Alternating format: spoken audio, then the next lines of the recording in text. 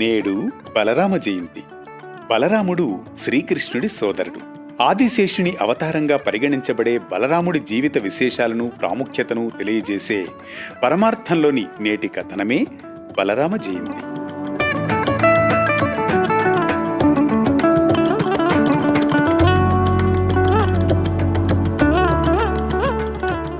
ద్వారకా నగరానికి పూర్వం మధురలో యదువంశానికి చెందిన వసుదేవుడు, ఆయన సతీమణి దేవకి నివసించేవారు. మధురాధిపతి కంసుడు తన సోదరి దేవకి వివాహ సందర్భంలో దివ్యాకాశవాణి ఇలా వినిపిస్తుంది: నిన్ను సంహరించబోతున్నవాడు దేవకి యొక్క 8వ సంతానం అని. ఈ ఆకాశవాణి పలుకులతో నిర్ఘాంతపోతాడు కంసుడు. దీంతో భయంతో కంసుడు దేవకి, వసుదేవులను కారాగారంలో నిర్బంధిస్తాడు. దేవకి గర్భం దాల్చిన ప్రతిసారి కంసుడు ఆ శిశువును హతమార్చేవాడు.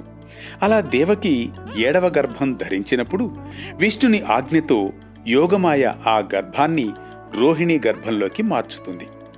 రోహిణి వసుదేవుని సతీమణి. రోహిణి ఆ సమయంలో మధుర వెలుపల గోకుల గ్రామంలో యశోద దగ్గర ఆశ్రయం తీసుకుని నివసిస్తూ ఉంటుంది. ఈ విధంగా దేవకి గర్భం ఖాళీ అయినట్లు కనిపించి కంసుడు శిశువు మరణించాడని భావిస్తాడు.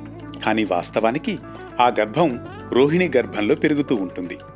శ్రావణమాస శుక్ల పౌర్ణమికి 2 రోజుల ముందుగా రోహిణి బలరాముడికి జన్మనిస్తుంది.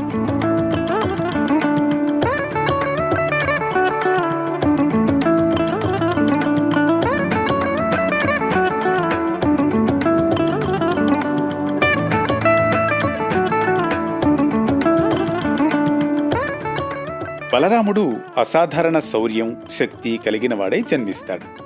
శిశువుగా ఉండగానే అతని కాయధారణ, బలం అందరినీ ఆశ్చర్యపరుస్తుంది.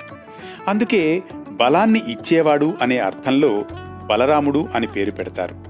ఆయన చర్మం తెల్లని వర్ణంలో ఉండేది కాబట్టి శ్వేతవర్ణంవాడు అని కూడా పిలుస్తారు. బలరాముడు ఆదిశేషుని అవతారం. మహావిష్ణువు అవతారమైన శ్రీకృష్ణుడి సోదరుడిగా జన్మించి ఆయన అవతార కార్యానికి సహకరించడం, రాక్షసులను నాశనం చేయడం, ధర్మస్థాపనలో భాగస్వామ్యం కావడం ఆయన ధ్యేయం.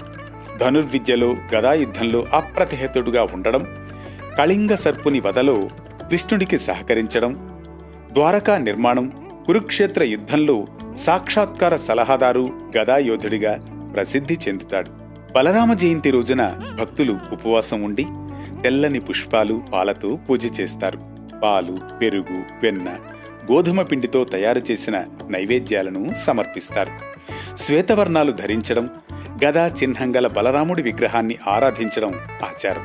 బలరామ జయంతి మనకు శౌర్యం, ధర్మం, సహోదర ప్రేమ పాఠాలు మనకు మార్గదర్శకాలుగా నిలుస్తాయని భావన.